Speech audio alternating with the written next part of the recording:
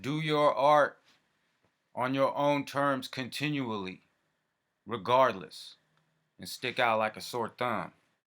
I've been telling everybody I know and everybody that I come across that they need to crowdfund their music instead of releasing it via the popular download sites. I want to see money back in to this house music thing, okay? Even in the United States, there was money in it before because it was sold on a physical, tangible item of value. That principle still works, even though the majority of people have adopted the download everything. But people like me and Elise and other people like De La Soul and other people are proving that crowdfunding is the way for artists to make money. We don't put our music on any popular download site. We don't even put our tracks on SoundCloud. We just make a music video and we try to spread that out on the internet. And then we allow the popularity, we kind of allow the people to choose by seeing which videos get bigger and then get more views and more comments and likes and all that. And then that's our next record. Then we crowdfund a pressing, a vinyl pressing, and we still don't offer it as digital. And you know, a lot of people, they don't understand that. They're like, how could you be so mean and not give your track to all these people that want it and make it available for the people that have less money and all that? I don't know what else to say. Like, that's the way to make bread. That's one way. That's the way that I figured out to get bread from doing what we do, our music. Hold up. Oh, wait a minute. Look, we all know how difficult it is to get some money in the music industry these days, right? Look, my grandma was a tamale lady. You know what that is? That's a lady that makes a bunch of tamales, goes around the neighborhood with a cooler trying to sell them to get some money. Now, how am I going to tell my grandma that I'm broke because I make tamales and then I give them away for free, or promises of a 50% of something that will probably not happen? So anyway, back to the... So I'm going to keep banging that out, you know what I mean, and try to elaborate on it and build on it. I have other ideas I've suggested to my other friends, you know, people that just can't see doing vinyl only releases. I suggested, hey, why don't you do a custom thumb drive? That's what De La Soul did, and they made super bread. And you don't have to be De La Soul though. It's like, look at us, we're, you know, look at how you seen us struggle. If you've been paying attention, you just been seeing us struggle for like 5 years as we've been together, right? Basically, we get a lot of love on the internet, but how do you turn that into money? I want to see all the independents, man. All those guys that have been hitting me up for so many years and saying, hey, why don't you remix on my label? Hey, I got a label and it's available via these download sites. I want to see you guys crowdfund a 12-inch and don't put it on them download sites and see how much money you make. And then maybe you might want to put it on the download site after you sell out of your vinyl. Or maybe you might see money. You might be like, dang, if I don't put it on them download sites, maybe I'll repress since we only did 300 the first time. Get money. Let's see money back in this house music thing, because right now everybody just kind of bowed down and gave in to the technology gods. You know, oh, I don't know nothing about this, I better just buy into it. You know what I mean? But it's like, you do know. And so check this out. Back in the day, it was a free market. Anyone could have a record in the store. I used to work at all the record stores on Haight, and I used to see dudes come out of nowhere that I never seen, probably came from LA or some other state, and they would show up with a white label, demo it to the owner of the store, and sell it to the owner of the store at a like way more than I would be selling my records to the store for. Because supply and demand, it wasn't available through all the major distribution. It was just a hot white label, and so it got bought. That white label would end up on the wall. It would end up in the new releases, you know, in a city like San Francisco or whatever, you know, so people would be like, boom, and you would get discovered But today, you can't get in the same store. Today, it's kind of more of a digital pyramid scheme, and you're just kind of working for free for, just to constantly working harder, more and more for less. And then the tracks, they just get filed in the server and forgotten.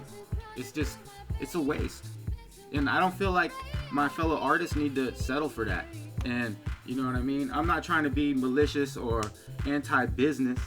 I think that, there's actually a bunch of really extremely skilled and talented producers that are working for digital distribution for such a low rate. Basically, that's what I see in the future. I see a lot of artists, all the dudes on bandcamp, probably, starting to crowdfund. And if they're bashful and they have the bread and they don't want to look like somebody who doesn't have any bread or whatever, they can just, you can pre-sell. Like Kenny Dope, he pre-sells all his stuff, probably sells out before it's even pressed, So don't just bow down to the digital gods because they know more than you about this, So all I'm saying is, in my view, the industry is backwards. Right now, the independents all the smaller labels have download labels, and they go through a very small, less than this many number of digital distributors. And when I say that, I mean outlets, retailers, whatever. And then, only people with money or whatever can press vinyl. Depends on what country you're in or whatever. United States is very few. But I think it's backwards. I think that the independents, the small labels, need to be crowdfunding and pressing vinyl and not releasing digital with those less than this many download outlets, because that's centralized power. You feel me? In order to have a sustainable economy around this music, around releasing this music in this country, the independents need to build up their capital, but not by going to a 9-to-5 and then buying a MIDI controller, but by releasing vinyl, okay? And then if you're with a bigger label and they have a machine in place that can, take advantage of the download market, then sure, yeah, get signed, sign up, let them, but I mean, get paid, you know what I'm saying?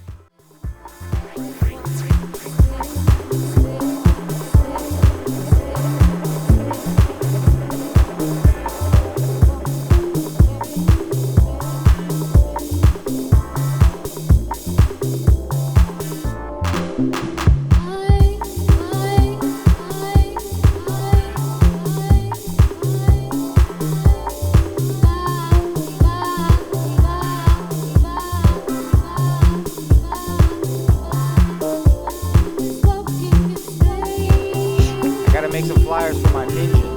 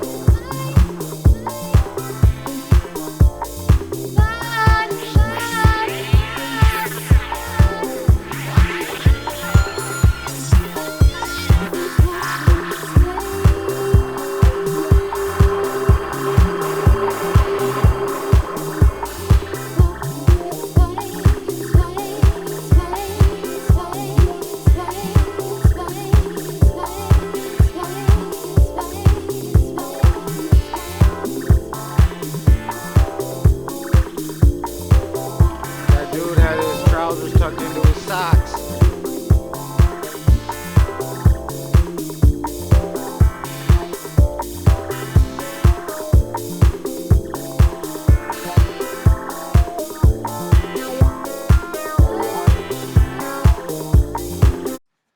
Do your art on your own terms continually, regardless, and stick out like a sore thumb.